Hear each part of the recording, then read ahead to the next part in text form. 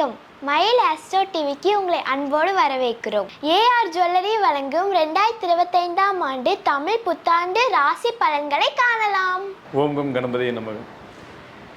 தமிழ் புத்தாண்டு பலன்களில் அடுத்து பார்க்க போகிற ராசி பார்த்திங்கன்னா விருச்சிக ராசி. விருச்சிகம் அப்படின்னு எடுத்துக்கிட்டாலே இது ஒரு காலச்சக்கரத்தின் 8வது வீடு, ஒரு மறைப்பொருள் அறியும் ரகசியம் வீடு, பெண் ராசி. இந்த ராசியில் பார்த்திங்கன்னா உங்களுக்கு இவங்க ஒரு பயங்கரமான ஒரு பர்சனாலிட்டி அப்படின்னு நம்ம சொல்லலாம். இன்னும் சார் பயங்கரமான பர்சனாலிட்டி அப்படின்னு எடுத்துக்கிட்டிங்கன்னா எதையுமே இவங்கக்கிட்ட பகை அப்படிங்கிறது வச்சுக்கவே கூடாது. ஏன்னா காலம் உள்ள வரைக்கும் கடைசி வரைக்கும் வச்சு அதை கண்டிப்பாக பழி தீர்த்துட்டு தான் போவாங்க இந்த விருச்சிக ராசி மக்கள். அதனால் முடிஞ்ச அளவுக்கு இவங்கக்கிட்ட கொஞ்சம் பார்த்து நடந்துக்கோங்க. அது பாசமாக இருந்தாலும் சரி, பகையாக இருந்தாலும் சரி, நல்லா 1க்கு 2ஆக திருப்பி கொடுக்குறவங்களாம் இவங்க இருப்பாங்க. இந்த ராசியில் பொதுவாக பிறந்தவங்க பார்த்திங்கன்னா அவங்களுடைய சக்ஸஸை பார்த்திங்கன்னா யாராலையும் தடுத்து நிப்பாட்ட முடியாத அளவுக்கு தான் இருக்கும். அவங்க வேலைகளையும் ரொம்ப ரகசியமாக செஞ்சுட்டே வருவாங்க. அடுத்த மூவ் என்னென்னு கடைசி வரைக்கும் தெரியாது. இந்த ராசியில் இருக்கிற தேல் சிம்பிள் பார்த்திங்கன்னா கொட்டிட்டு டக்குன்னு போயிட்டு குழிக்குள்ளே போய் மறைஞ்சிக்கும் அப்படிங்கிற மாதிரி தானே ஒரு சிம்பிள். அதனால தான் அதுக்கு தேல் சிம்பிள் அப்படின்னு கொடுத்துருக்காங்க. அதே மாதிரி இந்த ராசிக்கு செவ்வாயே அதிபதியாக வர்றதுனால தைரியம் அப்படிங்கிறது ரொம்ப அருமையாக இருக்கும்.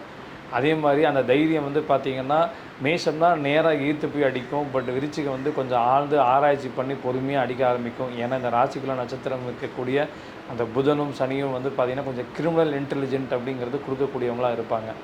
இந்த ராசியில் பார்த்திங்கன்னா இப்போ இந்த 2025 பொதுவான ஒரு பலன்களாக ஆண் பெண் இருப்பாளருக்கும் எப்படி இருக்கும் அப்படின்னு ஒரு ஓவரால் வியூ பார்த்தோம்னா இவங்களுக்கு இவ்வளோ காலம் குரு ராசியை பார்த்துட்டு இருந்தார். அர்த்தாஷ்டம சனி இருந்தது. அப்படியே ராகு பஞ்சமத்தில் இருந்தார். கேது 11ல் இருந்தார்.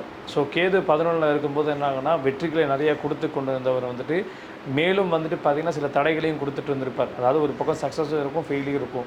ரெண்டையுமே கொஞ்சம் பேலன்ஸ்டாக கொண்டு கொடுத்துட்டு இருந்தாங்க. இப்போ அவங்க பார்த்திங்கன்னா சூரியனோட வீட்டில் 10ஆம் வீட்டில் போகிறாங்க. ஓகேங்களா. அதே மாதிரி ராகு 4ஆம் வீட்டில் சனிவான் 5ஆம் வீட்டுக்கு போகிறாங்க.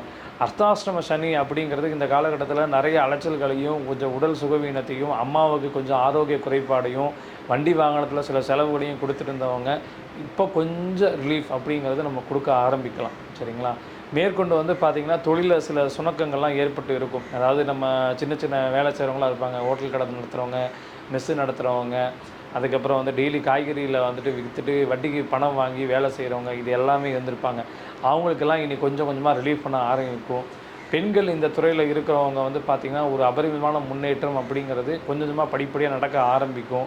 கணவன் மனைவிக்கு இடையே பார்த்திங்கன்னா பல ரகசியமான பிரச்சனைகள் எல்லாமே கொஞ்சம் கொஞ்சமாக படிப்படியாக குறைய ஆரம்பிக்கும்.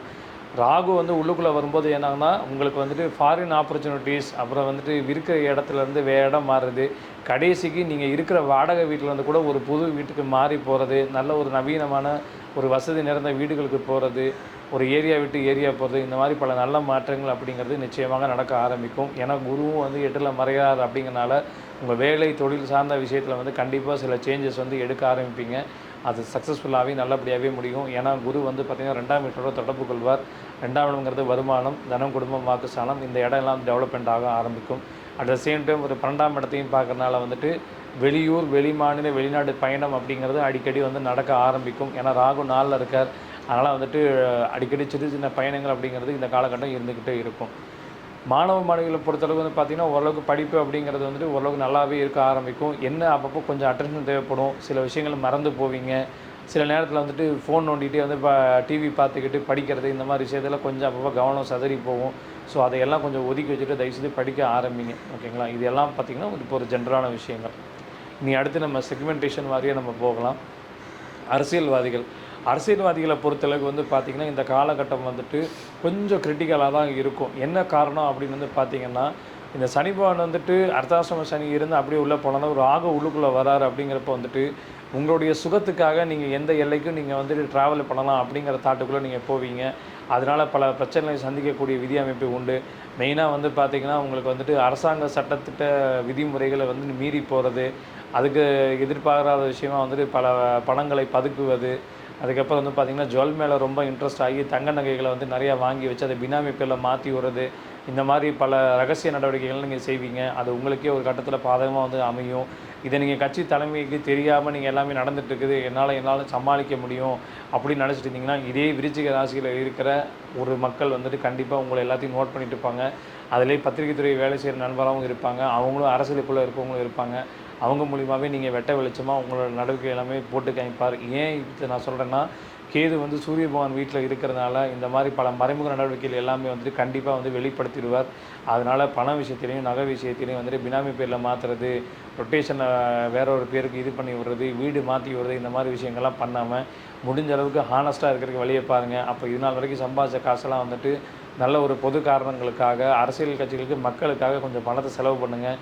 அது வரப்போகிற தேர்தலில் உங்களுக்கு நல்ல விதமாக ஹெல்ப் பண்ணும். ஏன்னா அதிசார குரு பயிற்சி வந்து பார்த்துட்டு அவர் வந்து பார்த்திங்கன்னா 3ஆம் இடத்துல சனிபான் வீட்டோட தொடர்பு கொள்வார். அப்போ அது கண்டிப்பாக ஒரு முன்னேற்றம் அப்படிங்கிறது உண்டு. அதனால் இந்த மாதிரி விஷயத்தில் கொஞ்சம் கவனமாக இருந்துக்கோங்க. அரசியல்வாதிகள் வந்துட்டு இன்னொரு முக்கியமான விஷயம் வந்து பார்த்திங்கன்னா, பெண்கள் விஷயத்திலும் கொஞ்சம் கவனமாக இருந்துக்கோங்க. நீங்கள் உங்களுடைய சந்தோஷத்துக்காக வந்துட்டு அடுத்தவங்களோட பொழப்பை கெடுத்துக்கிட்டு நீங்கள் டெவலப்மெண்ட் ஆகணும், உங்கள் மச்சான் மாமனுக்கு வந்துட்டு பிஸ்னஸ் ரெடி பண்ணி கொடுக்கணுங்கலாம் இல்லாமல், உங்களுடைய வேலை என்னமோ அந்த வேலையை மட்டும் பார்த்துட்டு போகிறது ரொம்ப நல்லதுங்க. இதிலேயே வந்துட்டு பிஸ்னஸ் பண்ணுறவங்களும் நிறைய பேர் இருப்பாங்க. ஸோ அந்த பிஸ்னஸ்க்கு உண்டான கணக்கு வழக்குகளை சரியாக வச்சுக்கிறது ரொம்ப நல்லது. சரிங்களா? அடுத்தது வந்து பார்த்திங்கன்னா, நமக்கு வந்துட்டு உத்தியோகஸ்தர்களுக்கு இந்த காலகட்டம் எப்படி இருக்கும் அப்படின்னு வந்து பார்த்திங்கன்னா, விரும்பத்தகாத இடமாற்றங்கள், சில விஷயங்கள் வந்து பார்த்திங்கன்னா, நீங்கள் வந்து மேனேஜர்கிட்ட ஒன்று சொல்லுவீங்க, ஆனால் அது வந்து ஜிஎம் கிட்ட வேறு மாதிரி பாஸ் ஆகி உங்களுக்கு உண்டான இன்க்ரிமெண்ட்டும் சரி, அப்ரைசல் டைம்லையும் சரி, தேவையில்லாத சில கான்ட்ரவர்சி க்ரியேட் ஆகும். அவங்க என்ன சொல்கிறாங்கலாம் கேட்டுட்டு, சார் நீங்கள் பார்த்து என்னென்னு பண்ணுங்கள் அப்படிங்கிற மாதிரி சில இடத்துல வந்துட்டு சொல்லிட்டு போயிடுங்க. சில இடத்துல மட்டும் பேச ஆரம்பிங்க. ஓகேங்களா? அது அவங்களோட சுய ஜாதகத்தை பொறுத்து நீங்கள் எடுக்கிற நடவடிக்கையில் உங்களை வந்து நல்ல பேர் வாங்கி கொடுக்கும். நீங்களே போய்ட்டு நான் நியாயம் கேட்குறேன் பேருன்னு சொல்லி போட்டு எல்லா இடத்துலையும் சில நேரத்தில் டக்குன்னு வார்த்தையை விட்டிங்கன்னா கப்புன்னு மாட்டிக்குவீங்க. அதனால் கொஞ்சம் கவனமாக இருந்துக்கோங்க. குரு வந்துட்டு உங்களுக்கு 8ல் மறையிறதுனால வந்துட்டு நீங்கள் வெளி மாநிலம், வெளிநாட்டுக்கு உண்டான வேலைகளை தான் ட்ரை பண்ணுற மாதிரி இருந்தீங்கன்னா கண்டிப்பாக ட்ரை பண்ணியா கிடச்சிரும். ஸோ அது மூலிமா ஒரு டெவலப்மெண்ட்டுங்கிறது உண்டு. ஏன்னா ராகு 4ஆம் இடத்துல இருக்கார். சுகஸ்தானாதிபதி வீட்டில் வந்துட்டு ராகு உட்காரும் போதும் சனிபான் வந்துட்டு உங்களுக்கு 3, 4 குடியராக வர்றதுனால அவர் 5ஆம் வீட்டுக்கு போகிறதுனால கண்டிப்பாக ஒரு இடமாற்றம் உண்டு. ஸோ அந்த இடமாற்றத்தை நீங்கள் அக்செப்ட் பண்ணிக்கோங்க. வேலையில் இருக்கவங்களுக்கு வந்து பார்த்திங்கன்னா, கவர்மெண்ட்டில் வந்து லஞ்சம் வாங்குறது, அதை வந்து மறைக்கிறது, இந்த மாதிரிலாம் போவாங்க. மீடியாவில் கண்டிப்பாக சிக்கிக்குவீங்க. பணம் வந்து நான் ஆஃபீஸில் வாங்கினாலும் தப்பு, வெளியில் வாங்கிக்கலாம் அப்படின்னு மாதிரி போனாலும் அங்கேயும் நீங்கள் மாட்டக்கூடிய விதி அமைப்பு உண்டு. வெளியிலையாவது போகும்போது உள்ளுக்குள்ளே வரும்போது ஒரு மாதிரி மாட்டிக்கின்னு, வெளியில் போய் சிசிடிவி கேமரா மூலிமா மாட்டிக்குவீங்க. ஸோ அதனால் தயவுசெய்து எந்த இடத்துல நீங்கள் லஞ்சம் வாங்குறத வந்துட்டு தயவுசெய்து அவாய்ட் பண்ணிடுங்க. மேற்கொண்டு நான் அப்படி அந்த மாதிரி தான் வாங்கின்னு வச்சுருக்கேன் அப்படின்னா தயவுசெய்து அது யார் யார் கொடுக்குறோமோ நீங்கள் கொடுத்து முடிச்சுருங்க. ஏன்னா இந்த காலத்தில் கண்டிப்பாக தண்டனை அப்படிங்கிறது கேது பகவான் 10ல் வரும்போது அந்த கர்மத்துக்கு உண்டான பலன் வந்து கண்டிப்பாக கொடுக்கத்தான் செய்வார். அதனால் உத்தியோகத்தில் இருக்கவங்க அரசு துறையாக இருந்தாலும் சரி, தனியார் துறையாக இருந்தாலும் சரி, இந்த வேலையை மட்டும் சரியாக பார்த்துட்டே போகிறது ரொம்ப நல்லது. சரிங்களா? அடுத்தது தொழிலதிபர்களை பொறுத்தளவுக்கு வந்து பார்த்திங்கன்னா, இந்த காலகட்டம் வந்துட்டு பல பிரச்சனைகள் வந்துட்டு ஒன் பை ஒன்னாக வந்துட்டு உங்களுக்குனே வந்து ஸ்டெப் பை ஸ்டெப்பாக ஏறி இறங்கி வந்து செய்கிற மாதிரி இருக்கும். அதனால் நீங்கள் என்ன பண்ணுங்கள், எல்லாத்தையும் மொத்தமாக முடிக்காமல் எந்த பிரச்சனை முதல்ல வருதோ அதுக்கு ப்ரியாரிட்டி கொடுத்து என்னென்னு பாருங்கள். மெயினாக உங்கள் கணக்கு வழக்குகளை சரியாக வச்சுக்கோங்க. கவர்மெண்ட்டுக்கு டேக்ஸ் கட்டுறது, அப்புறம் வந்து பார்த்திங்கன்னா ஏதாவது பெனால்ட்டி எதாவது இருந்தாலும் அந்த பெனால்ட்டிலாம் முதலே கட்டி முடிச்சுருங்க. இந்த நெகட்டிவ் சைடில் வந்து கொஞ்சம் பார்க்கும்போது இந்த மாதிரி போகும். பட் பாசிட்டிவ் சைட்ஸும் கொஞ்சம் இருக்குது. இம்போர்ட் எக்ஸ்போர்ட்டு, கார்மெண்ட்டில் வேலை செய்கிறவங்க, சிஎன்சி மிஷினரி இண்டஸ்ட்ரீஸில் இருக்கிறவங்க, அதுக்கப்புறம் வந்துட்டு இந்த குப்பையிலேருந்து காசாக்குறவங்க, சாராய ஃபேக்ட்ரி நடத்துகிறவங்க, அதுக்கப்புறம் வந்து பார்த்திங்கன்னா இதிலே வந்து சென்ட் ஃபேக்ட்ரி நடத்துகிறவங்க, இந்த மாதிரி நிறைய கம்பெனி பீப்புள் இருப்பீங்க. ஸோ இது எல்லாமே அடுத்த கட்டத்தில் டெவலப்மெண்ட் ஆகிறதுக்கு வந்துட்டு நிறைய கெமிக்கல் கம்பெனி கூட வந்து நீங்கள் டைப் போட்டிருக்கீங்க. ஸோ அதில் வந்து பார்த்திங்கன்னா சில சின்ன சின்ன சங்கடங்கள் வந்து போகும். அது மூலிமா உங்களுக்கு ஒரு மனஸ்தாபமும் உருவாகும். முடிஞ்ச அளவுக்கு கான்ட்ராக்ட் கரெக்டாக ஒரு ரினிவல் பண்ணிவிடுங்க. லைசன்ஸும் ரினிவல் பண்ணிவிடுங்க. சில எக்ஸ்ப்ளோசிவ் ஐட்டம்ஸ் எல்லாம் வந்து நிறைய பேர் வந்து ரெடி பண்ணி மேனுஃபேக்சரிங் பண்ணிட்டு இருப்பீங்க. அதுக்குண்டான லைசன்ஸ் எல்லாமே ப்ராப்பராக மெயின்டைன் பண்ணிட்டு வாங்க. அங்கே இங்கே என்னென்ன சேஃப்டி செக் அப்படிங்கிறது லேபர் டிபார்ட்மெண்ட் என்னென்ன சொல்லியிருக்காங்களோ அது எல்லாமே கரெக்டாக ஃபாலோ பண்ணிட்டே வாங்க. இது எல்லாம் பண்ணிங்கன்னா உங்களுக்கு இந்த 2025 வந்துட்டு ரொம்ப சூப்பராக நல்லபடியாகவே போகும். சரிங்களா? அடுத்தது வந்து பார்த்திங்கன்னா மாணவிகளை பொறுத்தளவுக்கு இந்த காலகட்டம் வந்துட்டு கொஞ்சம் படிப்புலேயும் சரி, அவங்களோட தூக்கத்துலேயும் சரி, சில சின்ன சின்ன பிரச்சனைகள் வந்து போகும். மனசை வந்துட்டு தயவுசெய்து விட்டுறாதீங்க. எதாக இருந்தாலும் உங்கள் குருமார்கள்கிட்டையும் உங்களோட டீச்சர்கிட்டையும் 1க்கு 2 தடவை கன்சல்டிங் பண்ணிக்கோங்க. முடிஞ்சால் மேக்ஸ் சப்ஜெக்டில் நிறைய பேர் வீக் ஆவீங்க இந்த காலகட்டத்தில். ஸோ மேக்ஸ் சப்ஜெக்ட்டுக்குன்னு தனியாக ஒரு டியூஷன் வச்சு கரெக்டாக கொண்டு போனீங்கன்னா நல்லாயிருக்கும். ஏன்னா இந்த ராசிக்கு புதன் வந்து முக்கியமான பகையில், அதனால தான் மேக்ஸ் அப்படிங்கிறது சொல்கிறேன். அதே மாதிரி எந்த ஒரு விஷயத்தையுமே வந்துட்டு உட்காந்து மொபைலையே டைப் பண்ணுறதுங்கெல்லாம் வேணவே வேணாம். முடிஞ்ச அளவுக்கு கம்ப்யூட்டர் டைப் பண்ணுறதை விட்டுட்டு நோட்டில் எழுதி பார்க்குறது அப்படிங்கிறது ரொம்ப நல்லது. அப்படி எழுதி பார்த்தீங்கன்னா தான் உங்கள் மைண்டுக்குள்ளேயும் ஏறும். உங்கள் எக்ஸாம் எழுதும்போது ரொம்ப நல்லபடியாக இருக்கும். சரிங்களா? அடுத்தது வந்து பார்த்திங்கன்னா இந்த பொதுவாக இந்த விருச்சிக ராசிக்கு உண்டான பரிகாரம் அப்படின்னு எடுத்துக்கிட்டிங்கன்னா நீங்கள் வந்து அங்காள பரமேஸ்வரி அம்மன் கோவில் வழிபாடு செய்கிறது ரொம்ப நல்லது. அது எப்போ செய்யணும் அப்படின்னு வந்து பார்த்திங்கன்னா ஒவ்வொரு வியாழக்கிழமையும் போய் நீங்கள் செஞ்சுட்டு வரும்போது உங்களுக்குண்டான விஷயங்கள் வந்து ரொம்ப பிரமாதமாக நடக்கும். நீங்கள் பண்ணக்கூடிய பரிகாரம் ஒன்றே ஒன்று தான். விளையாட்டுத்துறையில் இருக்கவங்களுக்கு கஷ்டப்படுற சில மக்களுக்கு வந்துட்டு அவங்களுக்கு உண்டான நிதி வசதியும் அவங்களுக்கு உண்டான உபகரணங்கள் வாங்கி கொடுக்குறதும் ரொம்ப நல்லது. நன்றி. Co-sponsor AI Tech Photography, Coimbatore, Chennai, Bangalore.